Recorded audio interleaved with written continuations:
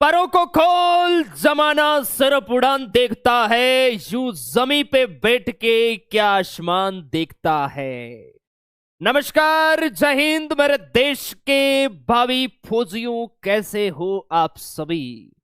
उम्मीद है सभी मां भारती के लाल बहुत अच्छे, बेहतरीन, जबरदस्त होंगे और अब की बार 2024 में बदन पे वर्दी, कंधों पे सितारे लगाने की तैयारी पूरे जोश, जनून, जज्बे के साथ कर रहे होंगे। कि हाँ सर, एक ही सपना, अब की बार फौजी बनना।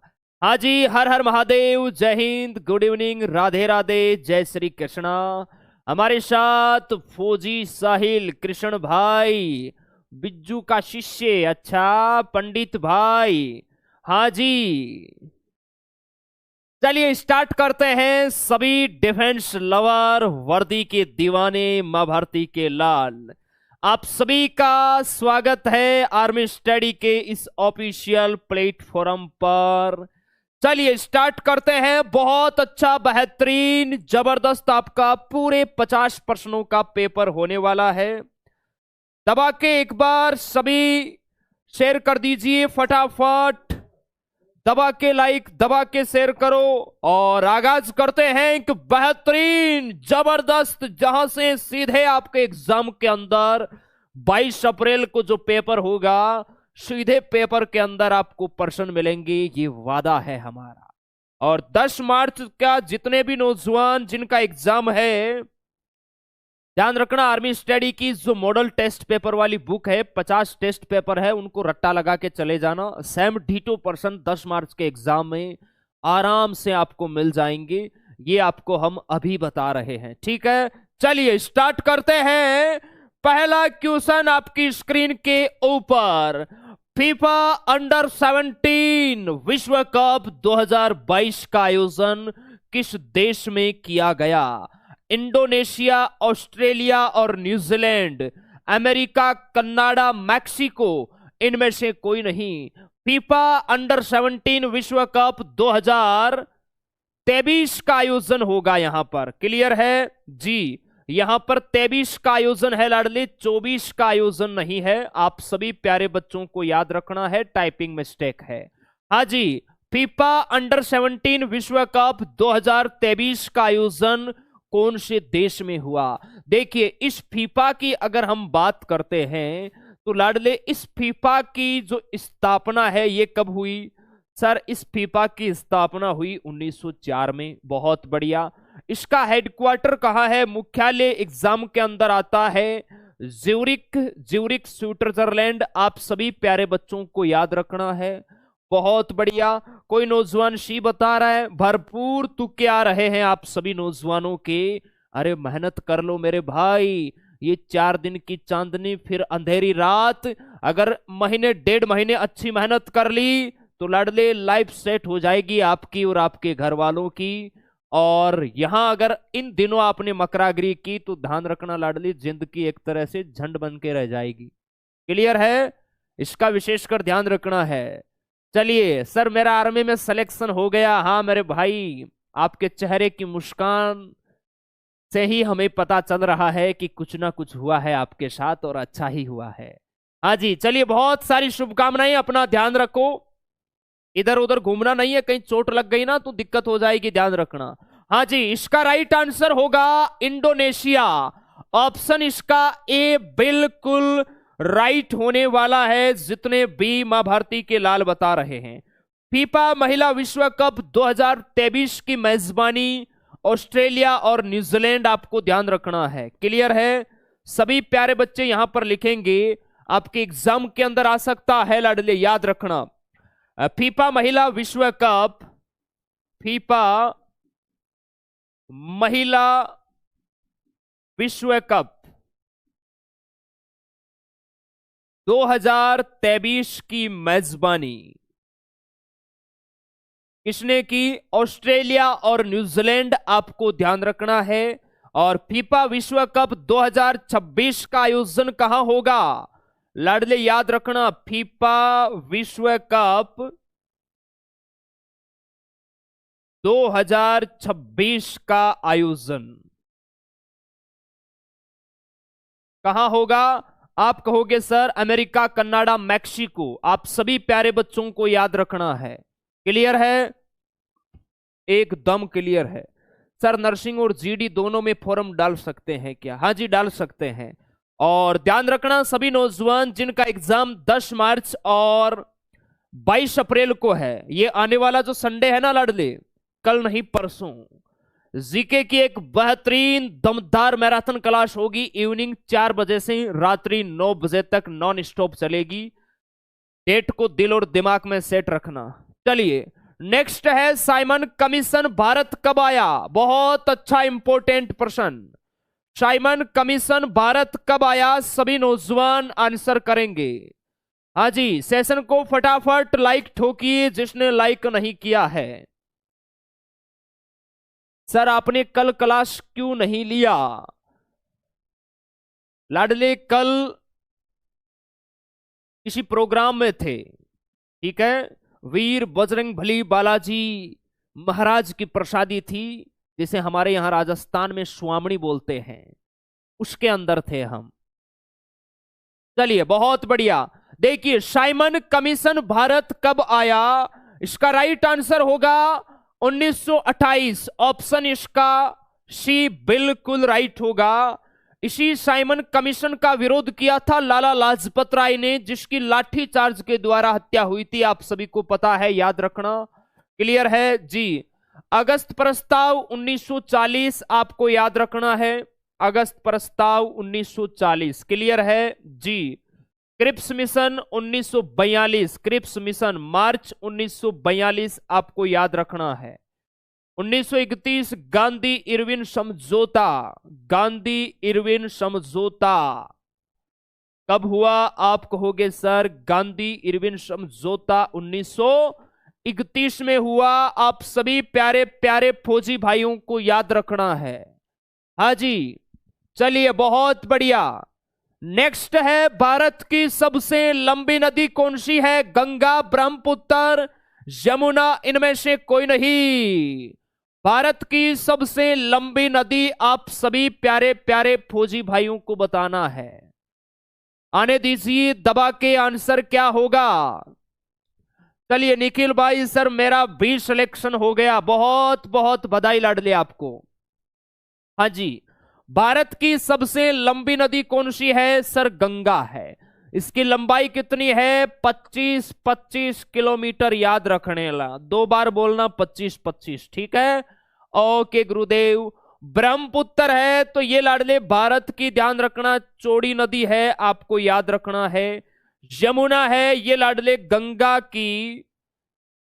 की प्रमुख सहायक नदी है। ये आप सभी शेरों को याद रखना है। चलिए बहुत बढ़िया, आगे देखिए। नेक्स्ट है शेफाली वर्मा का संबंध किस खेल से है? खेल खिलाड़ी, यहां से प्रश्न आता है एग्जाम के अंदर। शेफाली वर्मा का संबंध बताइए। सर जीडी टेक्निकल दोनों में फॉर्म भर सकते हैं क्या? नहीं भर सकते मेरे लाल। शाहिद अंसारी, अरे अंसारी भाई बहुत दिनों बाद दिखे हो, कहां मकरागिरी कर रहे थे इतने दिन? शेफाली वर्मा का संबंध किससे है? सर क्रिकेट से है। ऑप्शन इसका सी बिल्कुल राइट होगा। हाँ जी। सुनील छेत्री का संबंध, आप कहोगे सर रोनाल्डो का संबंध क्रिकेट से है। सुनील छेत्री का, सॉरी, रोनाल्डो का संबंध फुटबॉल से है। सुनील छेत्री का संबंध सर फुटबॉल से है, याद रखना है। हॉकी से रानी रामपॉल का संबंध, रानी रामपॉल का संबंध किससे है? सर हॉकी से है। क्रिकेट के बेहतरीन खिलाड़ियों को आप जानते ही हैं। साइना नेहवाल का संबंध, सर साइना नेहवाल का संबंध बैडमिंटन से है। पीवी सिंधु का संबंध बैडमिंटन से है। चलिए नेक्स्ट है भारतीय रेलवे की सबसे लंबी दूरी तय करने वाली, सबसे लंबी दूरी तक चलने वाली ट्रेन कौन सी है? बताइए। सबसे लंबी दूरी तय करने वाली रेलगाड़ी आप सभी प्यारे प्यारे फौजी भाइयों को बताना है। आने दीजिए फटाफट। आंसर, हाँ जी रोहित भाई, लव यू। चलिए, भारतीय रेलवे की सबसे लंबी दूरी तय करने वाली ट्रेन कौन सी है? विवेक एक्सप्रेस है। विवेक एक्सप्रेस इसका राइट आंसर होगा। डिब्रूगढ़ से कन्याकुमारी के मध्य चलती है लाडले, याद रखना है आपको। डिब्रूगढ़ से कन्याकुमारी, क्लियर है? एकदम सर क्लियर है। चलिए, नेक्स्ट है, भारत का प्रथम तेल शोधन संयंत्र कहां है? डिगबोई, जामनगर, हल्दिया, इनमें से कोई नहीं। भारत का प्रथम तेल शोधक कारखाना आप सभी प्यारे बच्चों को बताना है। सर फॉर्म में गलती हो गई, सुधारना है, अपने एआरओ में जाओ भाई। हाँ जी, फटाफट, भारत का प्रथम तेल शोधक कारखाना। आप कहोगे सर पहला तेल शोधन संयंत्र है Digboi Assam. Option A right होगा, डिगबोई असम आपको ध्यान रखना है। जामनगर गुजरात, लाडले ध्यान रखना। सबसे बड़ी तेल रिफाइनरी कहां है? आप कहोगे सर सबसे बड़ी तेल रिफाइनरी, याद रखना है जामनगर गुजरात। ये प्रश्न आर्मी जीडी के एग्जाम में आया हुआ प्रश्न है, क्लियर है? हल्दिया बंदरगाह आपका कहां है? पश्चिम बंगाल में है लाडले। नेक्स्ट है, भारतीय सेना द्वारा ऑपरेशन सद्भावना का आयोजन कहां किया गया? लाडले याद रखना, ये जो युद्धाभ्यास है ना, सैन्य अभ्यास, यहां से प्रश्न आएंगे आपके एग्जाम के अंदर। मुझे जानते हो क्या? अरे आपको कौन नहीं जानता मेरे भाई। आने दो आने दो आने दो आने दो फटाफट। भारतीय सेना द्वारा ऑपरेशन सद्भावना का आयोजन लद्दाख, याद रखना ऑप्शन बी। चक्रवात फर्स्ट, भारत और मिस्र, याद रखना चक्रवात first, cyclone first. Varun Garuda आप जानते ही है, भारत और फ्रांस। ये भी पिछले टीसीएस ने प्रश्न पूछे थे वरुण गरुड़ वाला। मैत्री भारत और थाईलैंड आपको याद रखना है। नेक्स्ट है, चंद्रयान 3 को किस रॉकेट से लॉन्च किया गया? चंद्रयान 3, लाडले प्रश्न आएगा यहां से आपके एग्जाम के अंदर। 14 जुलाई 2023 को लॉन्च किया गया था। आपको बताना है किस रॉकेट से लॉन्च किया गया। फटाफट, डेट भी पूछ सकते हैं कब लॉन्च किया। 14 जुलाई 2023, याद रखना दोपहर 2:35 पर लॉन्च किया गया। आप सभी प्यारे बच्चों को याद रखना है। हाँ जी, LV-3M4, ऑप्शन इसका सी बिल्कुल राइट होगा। ध्यान रखना, इस चंद्रयान 3 का लाडले एक तो था रोवर, एक था लैंडर। इन दोनों के नाम भी एग्जाम के लिए बहुत इंपॉर्टेंट है। रोवर का नाम था प्रज्ञान, क्लियर है जी। लैंडर का नाम था विक्रम। ये आप सभी शेरों को याद रखना है, कतई गलती नहीं करना है। नेक्स्ट है, भारत के राष्ट्रीय सुरक्षा सलाहकार कौन है? वर्तमान में भारत के राष्ट्रीय सुरक्षा सलाहकार कौन है? फटाफट बताइए।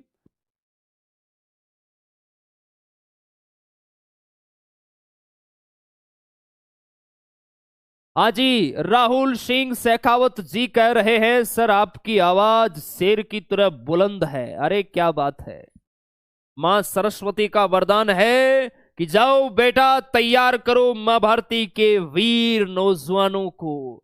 उनके सीने में आग लगनी चाहिए आपकी इस बुलंद आवाज को सुनकर।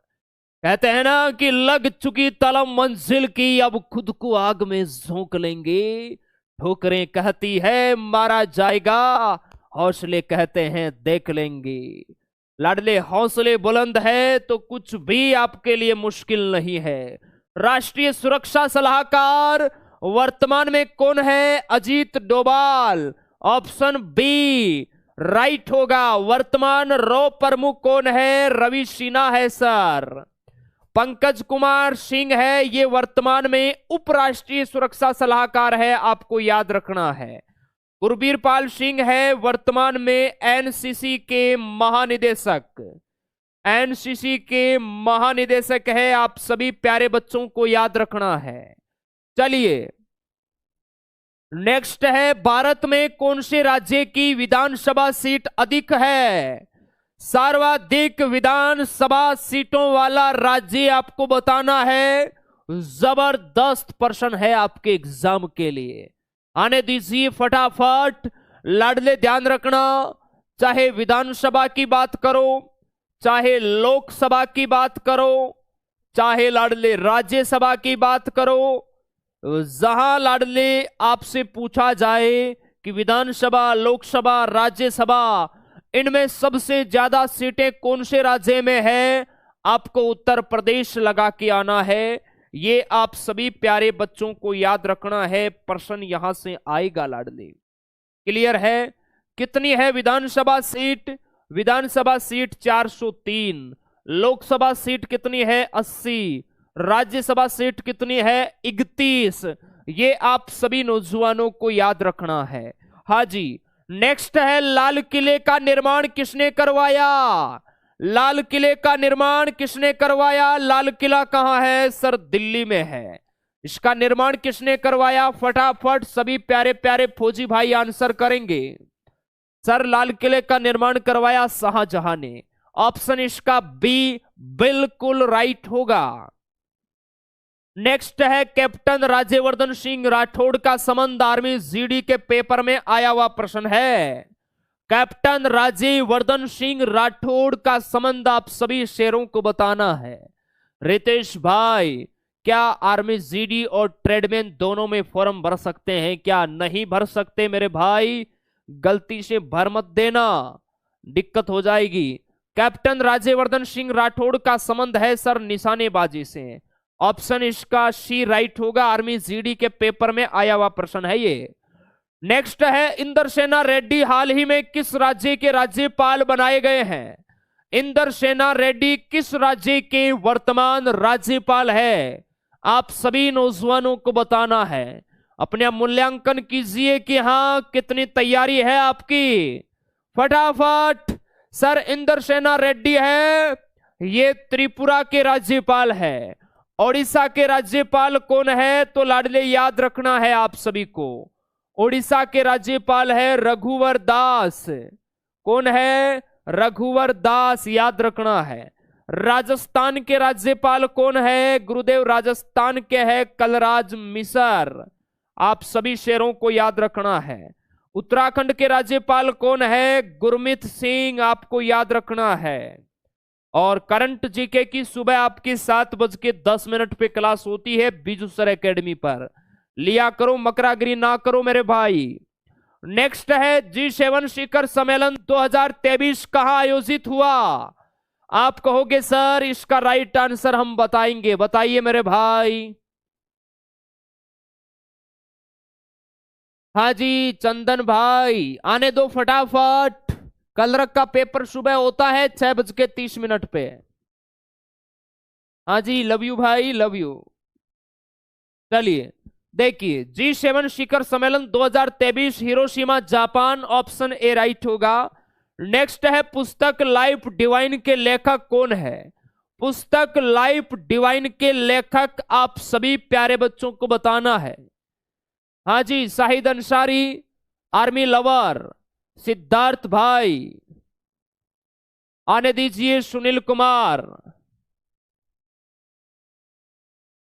चलिए, हाँ जी, लाइफ डिवाइन पुस्तक के जो लेखक है वो है लाडले आपके अरविंद घोष। कौन है?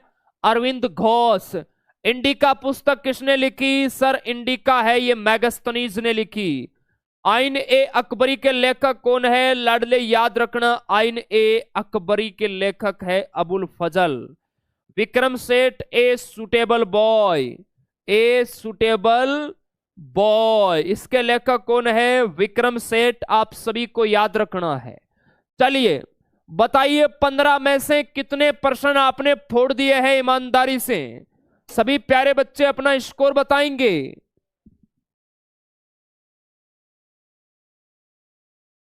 बताइए फटाफट। अपना स्कोर।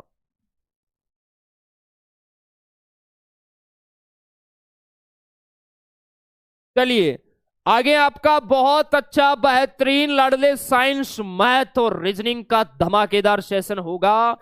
ईमानदारी से टेस्ट लगाना है और अब की बार फौजी बनकर दिखाना है। आइए सर, जय हिंद जय भारत।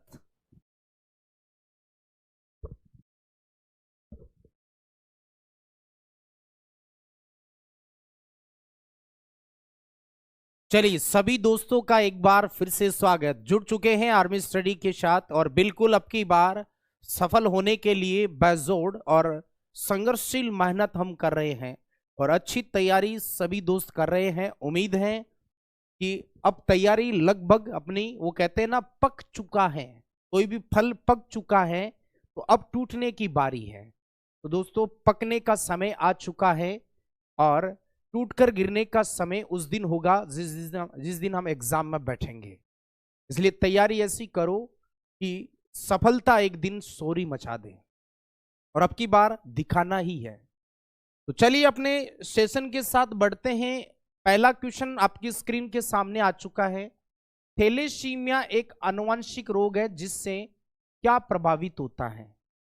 दोस्तों थैलेसीमिया है, सिकल सेल एनीमिया है, इसके अलावा और भी बहुत सारे जैसे वर्णांधता है, हीमोफीलिया है, गुर्दे, हृदय, रक्त या फेफड़े, इनमें क्या प्रभावित होता है ये बताइए। आने दीजिए, देखें क्या होगा इसका सही जवाब क्या होगा। एक होता है फिनाइल कीटोनूरिया। दोस्तों ये गुणसूत्रों से संबंधित बीमारियां हैं। इससे संबंधित है, गुणसूत्र की रिलेटेड बीमारियां हैं। इसके अंदर प्रभावित क्या होगा? प्रभावित ब्लड होगा। ठीक है ना, ध्यान रखना है। अगर एक नाम आता है फिनाइल कीटोनूरिया, ये भी आनुवंशिक रोग है, फिनाइल कीटोनूरिया। और दोस्तों इसमें किडनी प्रभावित होती है, ये आपको जरूर ध्यान रखना है। किडनी के बाद ब्रेन भी प्रभावित होता है। चलिए नेक्स्ट क्वेश्चन। पोलियो के टीके की खोज किसने की? पोलियो के टीके की खोज की जगह आप आविष्कार लिखो। आविष्कार किसने किया था? अलेक्जेंडर फ्लेमिंग ने, जोनास साल्क ने, लुई पास्चर ने, मैडम क्यूरी ने? बताइए। देखिए पोलियो के टीके का आविष्कार किस साइंटिस्ट के द्वारा किया गया था? तो देखो अलेक्जेंडर फ्लेमिंग से आपको याद आया होगा पेनिसिलिन। पेनिसिलिन एक औषधि है, एंटीबायोटिक। विश्व की प्रथम प्रतिजैविक औषधि का नाम पेनिसिलिन, वो किसने बनाई थी? अलेक्जेंडर फ्लेमिंग ने। यहां पर मैडम क्यूरी से आपको ध्यान होगा रेडियम की खोज की थी इन्होंने। लुई पास्चर ने रेबीज का टीका बनाया था। इसका टीका, रेबीज का टीका। और जोनास साल्क ने दोस्तों बिल्कुल पोलियो के टीके का आविष्कार किया था। लेकिन दोस्तों जॉन साल्क ने जो टीका बनाया था वो आईपीवी था, इनएक्टिव पोलियो वैक्सीन, जो इंजेक्शन से लगता है। एक होता है ना 2 बूंद जिंदगी की, ओपीवी बोलते हैं, ओरल पोलियो वैक्सीन बोलते हैं इसको। वैक्सीन हिंदी में टीका बोलते हैं। ये दोस्तों मुख्य वैक्सीन है, मुख्य वैक्सीन है जो 5 साल तक के बच्चों को ड्रॉप के द्वारा पिलाई जाती है। आपने देखा होगा, सिर्फ 5 साल तक के बच्चों। इसको बनाने का श्रेय गया था अल्बर्ट साबिन के नाम। ये किसने बनाया? ये साबिन ने। ये भी पोलियो का ही टीका है, लेकिन दोस्तों ये बाद में बना था, पहले आईपीवी बना था जो इंजेक्शन से लगता है। और ये किसने बनाया? जॉन साल्क ने बनाया। चलिए आगे बढ़ते हैं। नेक्स्ट क्वेश्चन है, अल्कोहल के निराविशन के लिए निम्नलिखित मानव अंगों में कौन उत्तरदायी है? सवाल पहले पढ़ो, समझो, फिर ऑप्शन पे आओ। अल्कोहल के निराविशन मतलब अल्कोहल एक तरीके से जहरी ही होता है। कहते हैं ना अल्कोहल, शराब की जो बोतलें होती है उस पर लिखा आता है कि अल्कोहल स्वास्थ्य के लिए हानिकारक है। तो ये कह रहा है उसके निराविशन के लिए कौन सा अंग उत्तरदायी होता है? क्या लीवर होता है, हृदय, रेनिन या वृक्क? तो यहां पर उत्तर होगा लीवर। दोस्तों अल्कोहल का अवशोषण, जहरीले पदार्थों का अवशोषण, ये सब लीवर के द्वारा ही किया जाता है। तो इसका उत्तर लीवर। लीवर दोस्तों आप सबको पता होगा शरीर की सबसे बड़ी ग्रंथि का नाम भी है, शरीर की सबसे बड़ी ग्रंथि भी होती है। चलिए अगला क्वेश्चन, निम्नलिखित में से कौन सी अक्रिय गैस वायुमंडल में सर्वाधिक पाई जाती है? कौन सी ऐसी अक्रिय गैस है जो वायुमंडल के अंदर सबसे ज्यादा मात्रा में पाई जाती है? और ये लिख लेना आप, केमिस्ट्री के अंदर गैस और वायुमंडल का 100% क्वेश्चन आएगा आप लोगों। तो सबसे ज्यादा कौन सी है? तो गुरुजी आर्गन है। कितनी है? 0.93%। अक्रिय गैसों में पूछा है भाई, तो ऑर्गन है, नहीं तो नाइट्रोजन हो जाती। नाइट्रस ऑक्साइड, ये दोस्तों ध्यान रखना है, हास्य गैस, लाफिंग गैस बोलते हैं इसको, हंसाने वाली गैस है। इसके कांटेक्ट में आने पर पागलों जैसी क्या आती है? हंसी आती है, ध्यान रखना। चलिए आगे बढ़ते हैं। कौन सी धातु को केरोसिन में रखा जाता है? बताओ, कौन सी धातु को केरोसिन के अंदर रखा जाता है? चांदी, सोडियम, प्लेटिनम, सोना। देखो सभी से क्वेश्चन बनते हैं, चारों के चारों ऑप्शन से भाई धातु अधातु वाला टॉपिक है ना, इससे तो जबरदस्त क्वेश्चन बनते हैं। देखो क्या चांदी से बनता है कि विद्युत की सर्वोत्तम सुचालक है? विद्युत की सर्वोत्तम सुचालक है। विद्युत की सबसे अच्छी सुचालक धातु कौन सी है? चांदी। सोडियम दोस्तों मुलायम धातु है, इतनी मुलायम है इसको चाकू से काट सकते हैं हम। प्लेटिनम सबसे महंगी धातु भी है और सबसे कठोर धातु भी है। सोना सबसे अधिक आघातवर्धे व तन्य धातु है। तो सभी से सवाल बनते हैं। तो केरोसिन में रखते किसको है? सोडियम को, क्योंकि सोडियम पानी से रिएक्शन कर लेता है, विस्फोट करता है पानी के साथ, इसलिए इसका उत्तर क्या होगा? सोडियम होगा। चलिए आगे बढ़ते हैं। ये एक नया क्वेश्चन देखने को मिल रहा है, लेकिन जिन्होंने ऐप में पढ़ा है ना उसको तो पता है। महिलाओं की लिपस्टिक में कौन सी धातु पाई जाती है? महिलाएं लिपस्टिक लगाती है ना, जिसको हम होठा लाली कहते हैं, तो दोस्तों उसके अंदर एक टॉक्सिन मेटल पाई जाती है, एक जहरीली धातु पाई जाती है। लगाओ आइडिया, कौन सी धातु है वो? जस्ता, पारा, टिन या लेड? बताओ, महिलाओं की लिपस्टिक में कौन सी धातु पाई जाती है?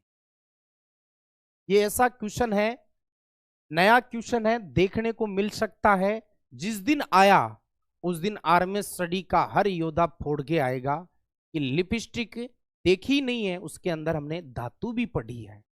और लिपस्टिक में कौन सी धातु होती है? लेड होती है, ध्यान रखना। लेड को हम सीसा कहते हैं, पीबी से लिखते हैं।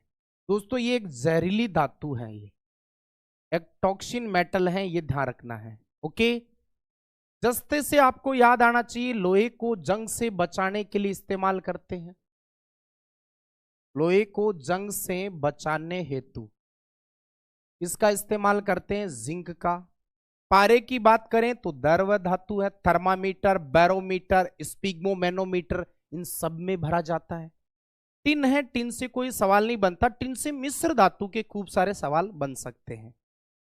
चलिए, ये आपके रिएक्शन से संबंधित, क्योंकि पिछली बार टीसीएस ने एक रिएक्शन का क्वेश्चन भी डाला था, तो टेंशन ना ले, रिएक्शन का भी आएगा। किसी तत्व के साथ ऑक्सीजन का जुड़ना क्या कहलाता है? अपचयन, ऑक्सीकरण, रेडॉक्स या विद्युत अपघटन? बताइए, किसी तत्व के साथ ऑक्सीजन का जुड़ना क्या कहलाता है, यह आपको बताना है। बताइए, किसी तत्व के साथ ऑक्सीजन का जुड़ना क्या कहलाता है? तो ध्यान से देखो, उत्तर इसका ऑक्सीकरण होगा। ऑक्सीकरण में O2 का जुड़ना होता है और शेष का निकलना, शेष सभी का निकलना, ये ध्यान रखना। ये इतना सा ही ध्यान रख लेना आप।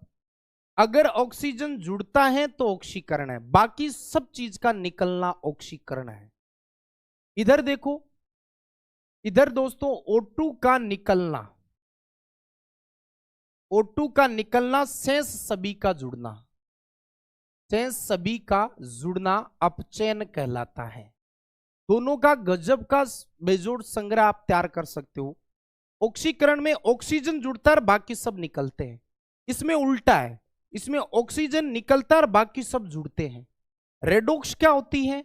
रेडॉक्स जिसमें ऑक्सीकरण अपचयन दोनों होता है, ऑक्सीकरण व अपचयन दोनों हो, अगर दोनों होता है तो उसको रेडॉक्स अभिक्रिया कहा जाता है। याद रखना ये चीज। चलिए आगे बढ़ते हैं। नेक्स्ट क्वेश्चन है, भूपटल पर पाया जाने वाला सबसे प्रचुर तत्व कौन सा है? भूपटल का मतलब धरातल पर, भूप्रपट्टी पर, जमीन पर, पृथ्वी पर, कुछ भी कह सकते हो। सबसे ज्यादा कौन सा है? Carbon, oxygen, calcium, nitrogen. बताइए, भूप्रपट्टी या भूपटल पर सबसे प्रचुर तत्व कौन सा पाया जाता है? तो दोस्तों देखिए, अगर ऐसा आ जाए भूप्रपट्टी पर सर्वाधिक आ जाए, तो मैं आपको एक तोड़ी बता देता हूं पूरा। अगर पूछे कौन सा तत्व सबसे ज्यादा है, कौन सी धातु सबसे ज्यादा है, कौन सी अधातु सबसे ज्यादा है, कौन सी उपधातु सबसे ज्यादा है, तो दोस्तों देखो, तत्व में ऑक्सीजन, धातु में एल्यूमिनियम, अधातु में ऑक्सीजन, उपधातु में सिलिकॉन। ये लो जी, 4 सवाल तैयार कर दिए हमने फटाक दे से। अगर ज्यादा का क्वेश्चन किसी का भी आ जाए, इस स्लाइड को याद कर लेना, यहां उत्तर ऑक्सीजन होगा क्योंकि हमें तत्व पूछा है। ओके, चलिए, नए पदार्थ का निर्माण किसमें हो रहा है? एग्जाम्पल पढ़ के देखो, नए पदार्थ का निर्माण किसमें हो रहा है, एग्जाम्पल से देखना है। और एक चीज मैं बता दूं, जिसमें नए पदार्थ का निर्माण होगा ना दोस्तों, वो रासायनिक परिवर्तन भी होगा। वो कौन सा परिवर्तन भी होगा? वो केमिकल चेंजेस भी होगा। तो देखिए, उदर्वपातन, पिघलना, वाष्पन, ये तीनों भौतिक में आते हैं। ये तीनों किस में आते हैं? भौतिक में। जबकि कोयले का जलना ये रासायनिक में जाएगा। इसमें नया बन रहा है, इसमें राख और धुआं बन रहा है। तो बी आंसर इसका करेक्ट हो जाएगा। चलिए अगला सवाल, छोटे से छोटे कण जो रासायनिक क्रिया में भाग लेता है वो कौन सा है? बताओ, छोटे से छोटा कण बताओ जो रासायनिक अभिक्रिया में भाग लेता है। प्रोटॉन, अणु, परमाणु, न्यूट्रॉन।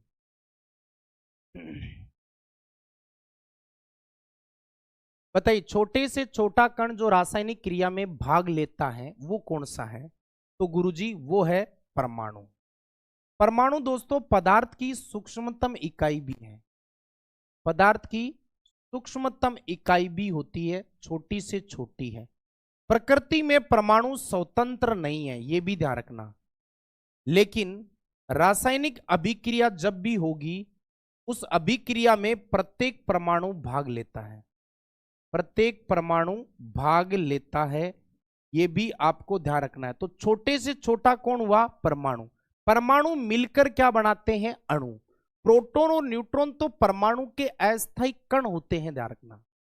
चलिए, गति का दूसरा नियम किससे रिलेटेड है यह आपको बताना है। बताओ, देखिए, गति का दूसरा नियम किससे संबंधित है? थ्रस्ट से, संवेग से, दाब से या जड़त्व से? तो देखो, एक कंफ्यूज वाला दूर कर दूं मैं आपको। एक तो आता है गति के नियम, एक आता है गति के समीकरण।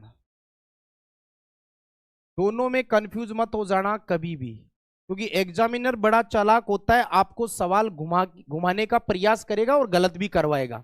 हमें वो गलतियां यहां सीखनी है। गति के नियम न्यूटन ने दिए थे और गति के समीकरण गैलीलियो ने दिए थे। ये दोनों चीजें आपको ध्यान में रखना है। गति के नियम न्यूटन ने दिए और गति के समीकरण गैलीलियो ने दिए। हमें पूछ रहा है दूसरा नियम किससे संबंधित है?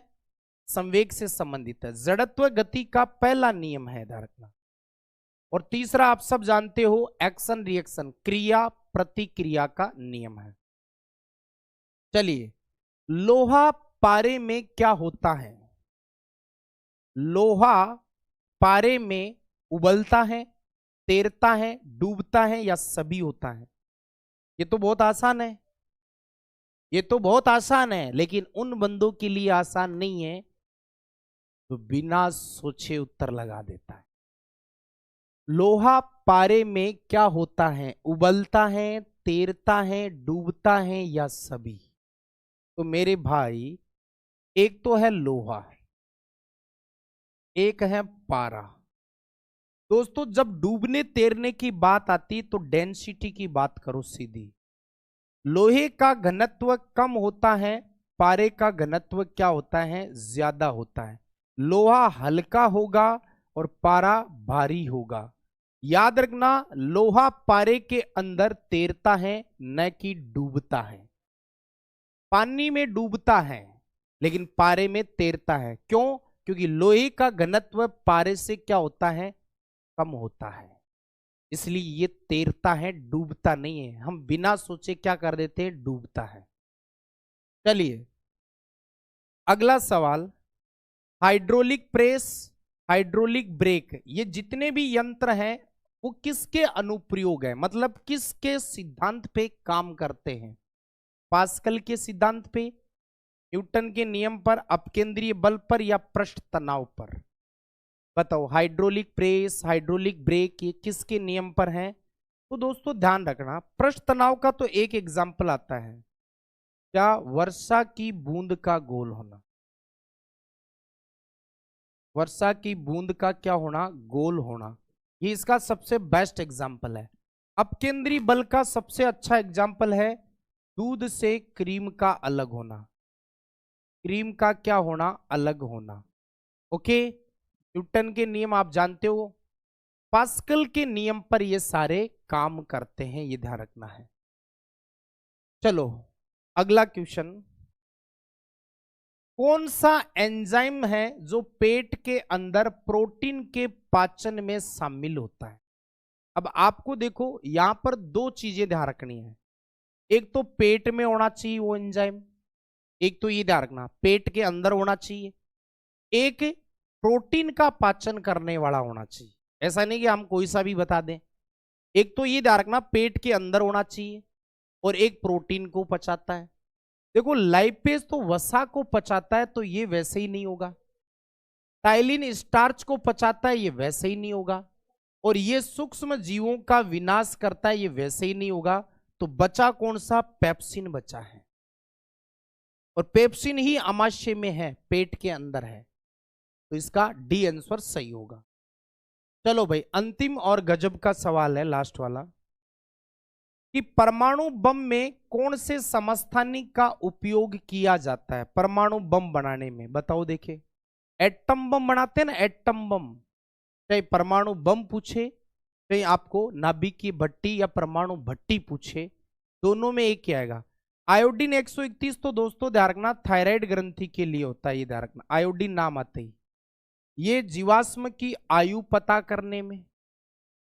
अब कंफ्यूज करता है इन दो में कि मैं यूरेनियम 235 करूं या यूरेनियम 238 करूं।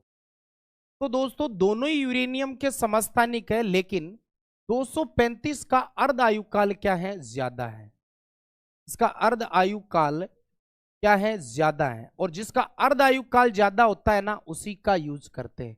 तो 235 का यूज करते, 238 का यूज नहीं करते, ये ध्यान रखना। तो कंफ्यूज के लिए दोनों ही देगा आपको। अब बताओ, मुझे पूरी उम्मीद है आज के पेपर में 13 और 13 प्लस तो आपने उड़ाए हैं, 13 और 13 प्लस तो आपने उड़ाए हैं, ये ध्यान रखना है। चलिए, आगे आपके मैथ का भी सेशन होगा, रीजनिंग का भी सेशन होगा। अच्छा, तो बिल्कुल एमएस गुरु आ रहे हैं आपको अगले सेशन के साथ, आ चुके हैं। चलिए, तो कहते हैं लग चुकी है तलब मंजिल को पाने की। अब देखते हैं किसका संघर्ष ज्यादा भारी होगा। जिसका संघर्ष जितना तेज होगा, कठिन होगा, वही दोस्तों सफलता के मार्ग पर अग्रसर होगा। तो 22 अप्रैल धीरे धीरे हमारे नजदीक खींची चली आ रही है। कई बच्चे कहते हैं सर डर बहुत लग रहा है, तो डर के आगे जीत होती है। डर उसी को लगता है जिसका संघर्ष अच्छा होता है ना। अब जिसका संघर्ष ही नहीं है तो उसको डर का ही चीज का लगेगा। लीजिए सर। जय हिंद, वंदे मातरम। दोस्तों कैसे हो सर? अच्छे हैं, जी जान से मेहनत कर रहे हैं। अब की बार हमें फौजी बनना है सर। रख बापू भरोसा, तेरा बेटा 100% फौजी बनकर आएगा। तो चलो आज के टेस्ट की अपन शुरुआत करते हैं। देखिए आ जाइए। आप बोलोगे कि सर सरलीकरण का बताइए, बोलोगे यस सर सरलीकरण बताइए, इसका सरलीकरण हमें बताना है। क्लियर है? बोलोगे यस सर। कोई दिक्कत वाली बात इसमें नहीं है। तो बोलोगे सर देखो 25 का रूट निकालो। 25 का रूट कितना होता है? 5। 25 का रूट क्या होता है सर? 25 का रूट होता है 5। कोई दिक्कत इसमें नहीं सर, इसमें कोई दिक्कत नहीं है। 25 का रूट आपका 5 होता है। क्लियर है जी? आप बोलोगे यस सर। और सर इसका 225 का कितना होता है? 225 का 15 होता है। क्लियर? पहले पॉइंट को भूल जाओ और गुणा करवा दो। पहले पॉइंट को भूल जाओ, पहले पॉइंट पर फोकस नहीं करना है, पहले पॉइंट पर फोकस नहीं करना है लाडले। तो 0.25 है, तो पहले 25 का निकाल लो। 25 का 5 होता है। 225 का कितना होता है? 15 है। गुणा करवा दो, कितना आ जाएगा सर? ये वाला आ जाएगा। अब आप बोलोगे सर पॉइंट कितने पे है? 2 पर तो यहां है और 2 पर यहां, तो पॉइंट 4 पर है। पॉइंट कितने पर है सर? पॉइंट 4 पर है। तो 4 पर है ना पॉइंट, पॉइंट 4 पर है ना, तो 2 पर पॉइंट लग जाएगा। कितने पर पॉइंट लगेगा? 2 पे। तो 0.75 आएगा। और बोलोगे कि सर कौन सा ऑप्शन सही है? सी। बोलोगे हाँ जी। और इस जीरो का कोई महत्व नहीं है, इस जीरो का कोई महत्व नहीं होता। क्लियर है जी? तो देखो पॉइंट के बाद कितने अंक है? पॉइंट के बाद 2 अंक है। लास्ट में जो जीरो रहता है ना, उसका कोई महत्व नहीं होता। क्लियर है जी? बोलोगे यस सर। बड़े प्यार से बताइए। प्रतिशत का प्रश्न है, प्यारा सा प्रश्न है, जिसकी धज्जियां उड़ा दो। अरे सर इसकी धज्जियां क्या, इसकी तो हम बैंड बजा देंगे। x का 10% 400 है। और आपको पता है ना लाडले, आज जिस एआरओ में रिजल्ट आ रहा है ना, वहां पे ध्यान रखना है। आर्मी स्टडी का डंका बज रहा है, डंका। तो लाडले जो आपके आसपास अभी सिलेबस नहीं है, जल्दी से दिला दो ताकि इसी साल सपना पूरा हो जाए।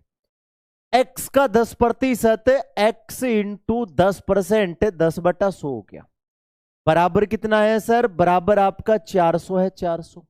क्लियर है जी? नीचे क्या मान लो सर? 1 मान लो। आप बोलोगे कि सर देखो 0 से 0 कट गया। तिरछा गुणा करोगे ना लाडले, तिरछा गुणा करोगे ना, तो x की वैल्यू कितनी आ जाएगी? x की वैल्यू 4000।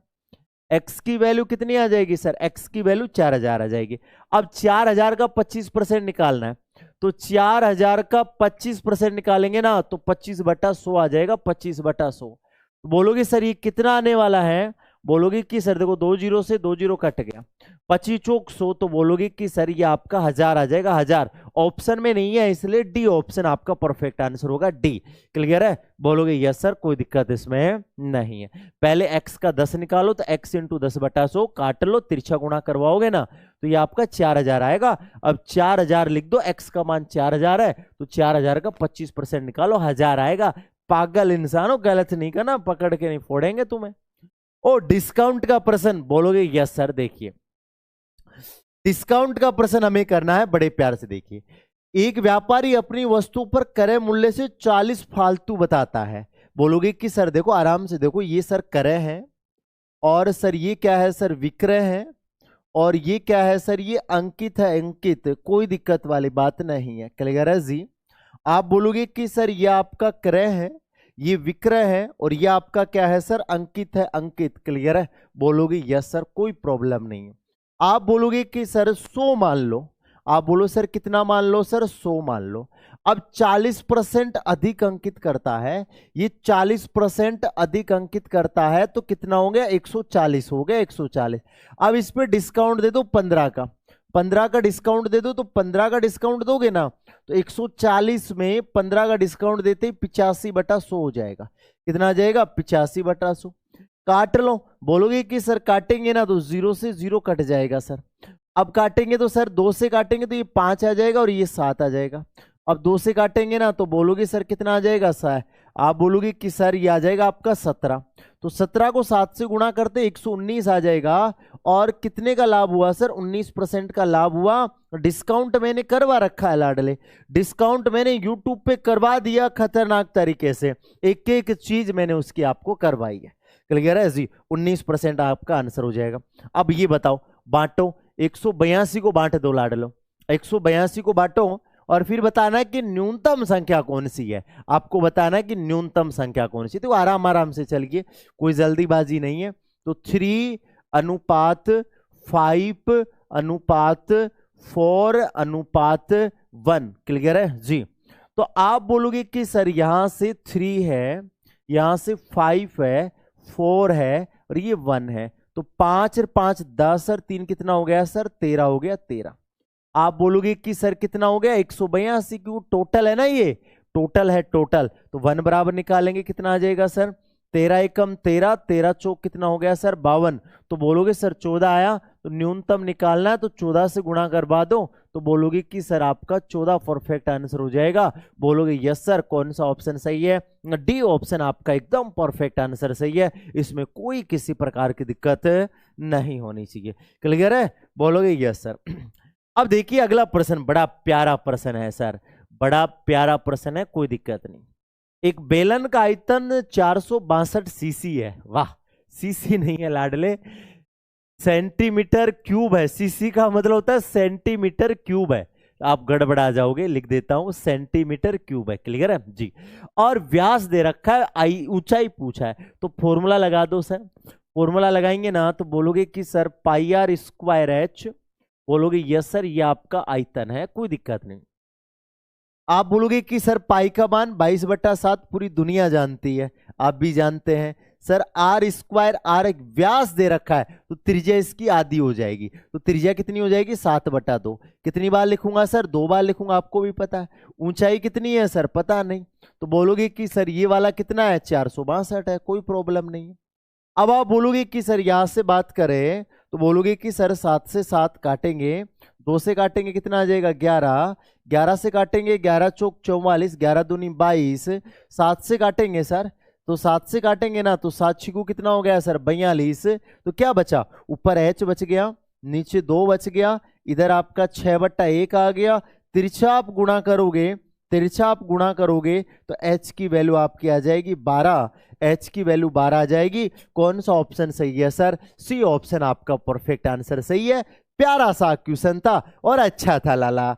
क्लियर है जी, रख बापू भरोसा, तेरा बेटा 100% फौजी बनेगा। क्यों, क्योंकि आर्मी स्टडी वालों ने ठान लिया, तो बस ठान लिया, वो अब की बार फौजी बना के छोड़ेंगे फौजी। ये देखते हैं, ये हाल ही में करवाया, ये हर बैच में करवा चुका हूं ये प्रश्न जितने भी आर्मी स्टडी के बैच चल रहे हैं, नए पुराने, सब में ये प्रश्न हो गया। किसी संख्या में 114 से भाग देने पर शेष 21 बचता है, तो 114 से कोई मतलब नहीं है। क्लियर है जी, 21 प्राप्त होता है और उसी संख्या में 19 का भाग दो, जो आया है ना उसी में भाग दे दो, जो आया है ना उसी में भाग दे दो, 19 से कम 19। क्लियर है सर, कितना बच गया सर 2, तो 2 आपका आंसर हो जाएगा डी ऑप्शन। तो डी ऑप्शन आपका एकदम परफेक्ट आंसर हो जाएगा, कोई दिक्कत इसमें नहीं है।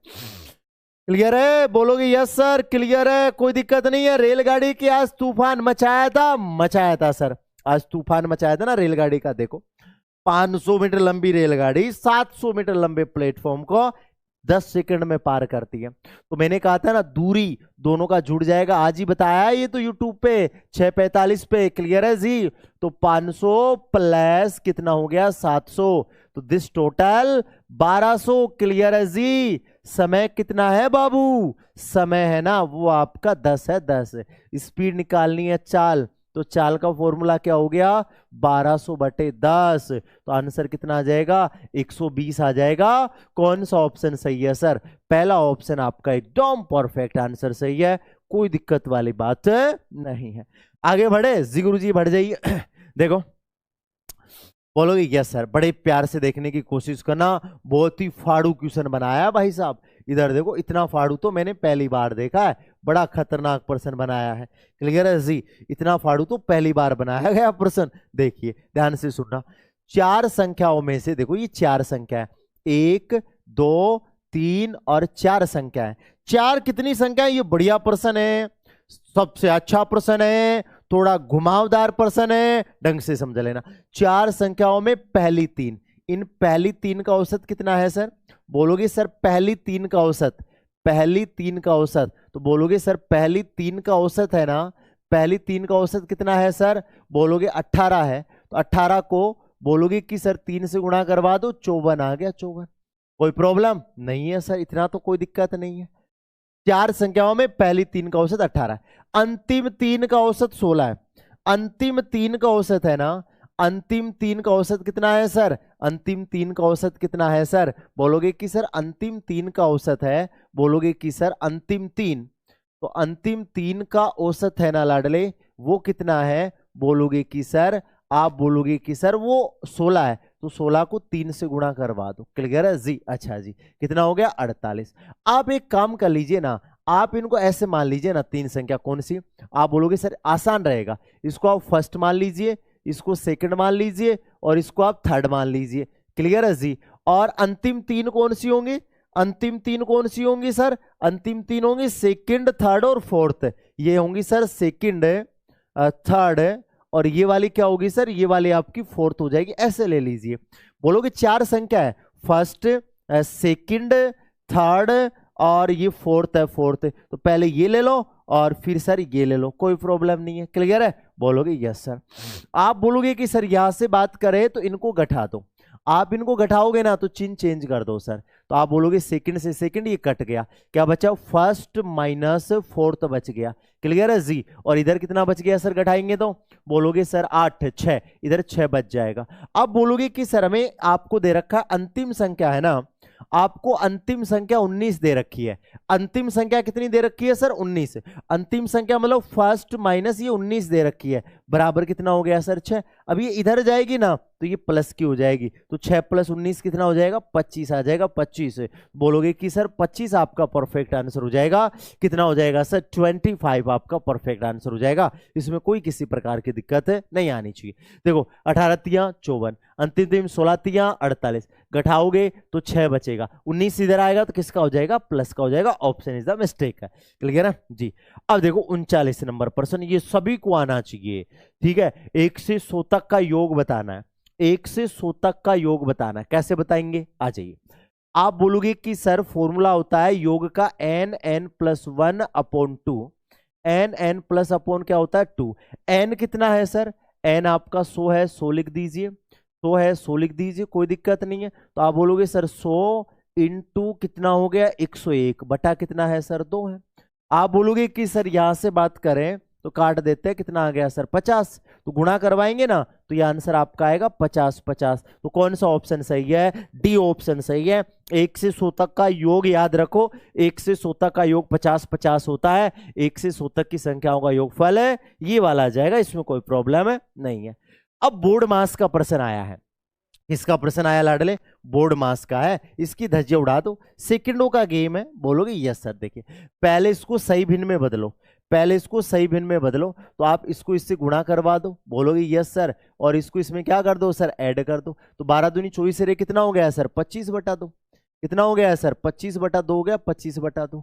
और सर इंटू है, इंटू कोई दिक्कत नहीं है। आप बोलोगे कि सर यहां से बात करूं 5 तियां 15 और 3 कितना आ गया? 18। 5 तियां 15 और 3 कितना हो गया? 18, 18/5 हो गया। फिर क्या है सर? भाग है, इसको भी चेंज कर लो, 5 एकम 5 और 5 और 4 कितना हो गया? 9, 9/5 हो गया। अब सर भाग को गुणा में बदल दो, तो 25/2 इंटू 18/5। भाग का मतलब क्या होता है? गुणा। भाग का मतलब गुणा होता है, तो गुणा करने से अगला नंबर पलट जाएगा, 5/9 हो जाएगा। 5 से 5 कट गया, 9 दूनी कितना आ गया? 18, 2 से 2 कट गया, आंसर कितना आ गया? 25 आंसर आ गया। कौन सा ऑप्शन सही है? बी ऑप्शन आपका एकदम परफेक्ट आंसर सही है, इसमें कोई दिक्कत नहीं आना चाहिए। सिंपल सा प्रश्न था। मैंने कहा ना आर्मी का बड़ा फेवरेट पर्सन है ये, आर्मी का बड़ा फेवरेट पर्सन है। वह सबसे बड़ी संख्या ज्ञात करो जो इन तीनों को डिवाइड कर दे। ऑप्शन से बताना है आपको, ऐसा नंबर बताना है जिसका भाग 51 में भी जाए, 85 में भी जाए, 102 में भी जाए। 29 का भाग जाता है क्या? 29 दूना 58 नहीं जाता सर। 17 का 17 3 51, 17 5 85, 17 6 102, 17 का जा रहा है। 19 का जाता है क्या? नहीं जाता सर। 27 का भी नहीं जाता। एक ही ऑप्शन है सर, कौन सा? बी। तो आपको ये कह रहा है कि आप ऐसा नंबर बताइए, आप ऐसा नंबर बताइए जिसका भाग 51 में भी जाए, 85 में भी जाए, 102 में भी जाए। तो बोलोगे 17 एक ऐसा नंबर है, 17 3 51, 17 5 85, 17 6 कितना हो गया? 102। क्लियर है? बोलोगे यस सर। चलो चक्रवर्ती ब्याज हो जाए जी गुरुजी, चक्रवर्ती ब्याज की धज्जियां उड़ा दो, कोई दिक्कत नहीं है। अभी देखना गोले की तरह उड़ा देते हैं। 10% का मतलब कितना होता है? 10% का मतलब होता है 1/10। 10% का मतलब होता है 1/10। क्लियर है जी? तो बोलोगे सर ये आ जाएगा 10 का 11। कितना आ जाएगा सर? 10 का 11 आ जाएगा। और ये लगा दो क्यूब। बोलोगे यस सर, कोई प्रॉब्लम नहीं है। तो बोलोगे सर कितना आ गया? 1000। और ये कितना आ गया सर? 1331 आ गया। कोई दिक्कत नहीं है सर। आपको चक्रवर्ती ब्याज पढ़ाया हुआ है तो 10 का कितना हो जाएगा? 11 हो जाएगा। आप बोलोगे सर 3 साल है ना इसलिए क्यूब कर दो, क्यूब। तो आप बोलो 1000 रुपए की धनराशि है और कितनी हो जाती है? 1331। तो यहां पर भी कितने की राशि है? 1000 की धनराशि है। यहां पर भी 1000 ही है और यहां पर भी 1000 ही आया है, तो ये 1331 हो जाएगा। कौन सा ऑप्शन सही है सर? सी ऑप्शन आपका एकदम परफेक्ट आंसर है, सही है, इसमें कोई दिक्कत नहीं होनी चाहिए। MDHW आ जाओ, उड़ा दो भाई साहब, उड़ा दो। 160 छात्रों के एक शिविर में 10 दिन की सामग्री थी। भाई साहब 160 छात्र है और ये कितने दिन की सामग्री थी? 10 दिन की सामग्री थी। 160 छात्र है, 10 दिन की सामग्री थी। 40 और आ गए। बताओ 40 और आ गए, थे कितने? 160। तो 40 और आ गए। 160 थे, 40 और आ गए, कितने हो गए सर? बोलोगे सर 200 हो गए। 200, कोई दिक्कत नहीं है। कितने दिन पर्याप्त रहेगा? नहीं पता सर, 1 मान लो। तो आप बोलोगे कि सर यहां से बात करें तो देखो 2 0 से 2 0 कट गई सर। 2 8 कितना हो गया? 16। तो बोलोगे कि सर 8 आपका परफेक्ट आंसर हो जाएगा, कोई दिक्कत वाली बात नहीं है। क्लियर है? बोलोगे यस सर, 8 आपका। MDHW करवा दिया, किसी का गलत नहीं होना चाहिए। अब बताओ, इसका मैं डायरेक्ट बताऊंगा, बताओ। मैंने बताया था वृत्त की त्रिज्या 7 है, तो परिधि बताओ। आप बताओ, वृत्त की त्रिज्या 7 है, मैंने याद करवा रखा है। वृत्त की त्रिज्या 7 है तो आपको भी पता है परिधि कितनी होती है? 44। मैंने कहा ना आर्मी का फेवरेट है, इसमें आपको सूत्र नहीं लगाने की जरूरत नहीं पड़नी चाहिए। क्यों? क्योंकि सीधा का सीधा प्रश्न आता है। तो बताओ त्रिज्या 7 है तो परिधि कितनी हो जाएगी? 44 हो जाएगी। आर्मी का फेवरेट है, यदि आपके ये याद है ना तो फिर आप इस प्रश्न को सेकंडों में उड़ा के आओगे, ये तुम्हारे भाई की गारंटी है। क्लियर है जी? अब बताओ इसमें देखना कितने फंसते हैं, अब पता चलेगा तुम्हारी तैयारी का। आ जाओ, अब बताओ तुम्हारी तैयारी का अब पता चलेगा। ठीक है जी? तुम्हारी कितनी तैयारी है, कितने तुम पढ़ रहे हो, कितने बाहर वाले भाई टेस्ट दे रहे हैं, इस प्रश्न में पता चलेगा कि तुम्हारी बाजुओं में कितना दम है, तुम्हारी बाजुओं में कितना दम है। अब यहां से पता चलेगा। सर परिधि मैं हूं, अच्छा मेरी बहना है परिधि, अच्छा मेरी लाडली बहना, जल्दी से जवाब दीजिए। क्या बात है, अभी तो सबका सही आंसर आ रहा है, सबका आंसर सही आ रहा है। एक भाई बी बता रहा है, बी वालों को तो ऐसा मुर्गा बनाएंगे हम, ऐसा मुर्गा बनाएंगे, पकड़ पकड़ के फोड़ेंगे, क्योंकि बी वाले पढ़ते नहीं है। ये जो बी बता रहे हैं ना ये कतई नहीं पढ़ता है। क्लियर है जी? 0 फैक्टोरियल का मान 1 होता है। ये फैक्टोरियल का चिन्ह है, इसलिए इसका मान कितना होता है? 1। तो 0 फैक्टोरियल का मान 1 होता है, ये बात आपको ध्यान रखनी है। अरे भाई स्कूल में शिक्षक कहां जाता है? शिक्षक स्कूल जाता है, शिक्षक स्कूल जाता है। क्यों? क्योंकि शिक्षक का एक ही उद्देश्य है कि वो भाई आसपास के जो भी युवा है उनको अच्छा गाइडलाइन करे, इसलिए शिक्षक स्कूल जाता है और वहां पे छोटे छोटे प्यारे प्यारे भाइयों को पढ़ाता है। तो नर्स का क्या काम है? तो भाई नर्स का काम क्या है? नर्स का काम, नर्स अस्पताल में जाती है। नर्स कहाँ जाती है सर? नर्स अस्पताल में जाती है। क्यों? हमारे साथी के मरीज आते हैं, हमारे साथी के मरीज आते हैं तो उनको क्या किया जाता है? देखा जाता है। गजब सर गजब। आप बताओ 11 से 1331, 11 से 1331, जरा हमें बताइएगा क्या कि सर 9 का 11 का क्यूब है, ये 11 का क्यूब है, तो 11 का क्यूब 1331 है, तो 9 का क्यूब कितना है? 729 है। कोई दिक्कत नहीं है। कौन सा ऑप्शन सही है? सी ऑप्शन आपका परफेक्ट आंसर सही है, कोई दिक्कत इसमें नहीं होनी चाहिए। क्लियर है? बोलोगे यस सर, आगे बढ़िए। देखो भाई साहब मैटर को ये लिखा जाता है, गजब लिखा रे, गजब लिखा। और आपको बताना भाई साहब इसको क्या लिखा जाएगा। हाँ आप करके दिखाओ सर, आओ लगाओ दिमाग। अभी देखो भाई साहब चेक किया जाएगा।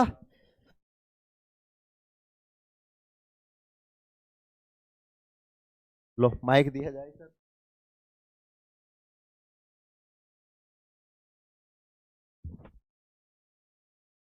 Hello Ram Ram everyone. आ रही है? मैटर को लिखा है इसने टेमरेट, तो ये MAT। अरे यार ज़्यादा वो ले रखा है आपने, दिमाग लगा रहे हैं सर, कोशिश कर रहे हैं। आके यहाँ लिख देता हूँ ना। हाँ MATTER को इसने चेंज किया है टेम TAMRET में, तो यानी मैट को तो उल्टा कर दिया टेम, ठीक, और इस TER को भी उल्टा कर दिया, यानी उल्टा कर दिया है ना कुल मिला के। तो किसको लिखना है? बियॉन्ड को लिखना है ना, तो BEYOND। इनको उल्टा करना है तो क्या हो जाएगा? YEB, और इसका क्या बन जाएगा? Don, DON। ये बन रहा है क्या? अरे सॉरी सॉरी, हाँ ये इस साइड से होना चाहिए था ना। DNO, ये है कहीं ऑप्शन में? DN A है भाई, A सही हो गया। A ही आ रहा है सब। रीजनिंग आती है ठीक ठाक। रक्षित अपने स्थान पे, हाँ इसका देखते हैं पहले कौन, ये लोग कर देंगे वैसे। रक्षित अपने स्थान से 4 किलोमीटर, मेरे को इसी हिंदी नहीं आती ना। पूर्व मतलब ईस्ट में ना, एक बार वो डायरेक्शन में भूल गया हूँ। ये कौन सा हो गया? ये ईस्ट हो गया ना, ये वेस्ट हो गया, ये नॉर्थ हो गया, साउथ हो गया। हाँ अब कर दूंगा, अब कर दूंगा। अब कर दूंगा। क्या कह रहा है कि रक्षित अपने स्थान से 4 किलोमीटर पूर्व में जाता है ना, तो कहाँ जाता है? ईस्ट, ईस्ट में जा रहा है ना, ईस्ट में गया, ठीक है 4 किलोमीटर ईस्ट में गया। फिर ठीक बाएं मुड़कर 3 किलोमीटर चला जाता है। बाएं यानी उसका लेफ्ट कहाँ? अच्छा लिखना पड़ेगा ना, 4 किलोमीटर ये गया। इन्होंने आंसर दे दिया क्या? अच्छा फिर गया 3 किलोमीटर गया, इस साइड 3 किलोमीटर गया है ना पूर्व में, नहीं फिर ठीक बाएं मुड़ 3 किलोमीटर चलकर रुक जाता है। अच्छा वह अपने प्रारंभिक स्थान से कितनी दूरी पर है इस पॉइंट से लेके? तो ये क्या बन गया? 4 और 3 का कितना बनता है? 4, वैसे मैं भूल गया हूँ, 4 स्क्वायर 3 स्क्वायर कितना हो गया? 4 का स्क्वायर कितना हो गया? 16 + 9 25, तो यानी 5 बन गया ना। 5 का रूट निकल आएगा तो 5 हो गए। अब क्या कुछ है? प्राइज वगैरह है? चॉकलेट वॉकलेट है? बीजू सर जब भी बीजू सर से कोई मिलता है ना, तो हमेशा वो चॉकलेट रखते हैं, इक्की दुक्की वो एल्पिन लिबो है क्या सर आज? हाँ ट्रिपलेट बन जाएगा। चलो सर बस इतना ही। चलो good night everyone, bye bye, मिलते हैं कल। ये होमवर्क है, ये भी मेरे को सॉल्व करना है। ठीक है चलो, वैसे मैं कर दूंगा है ना।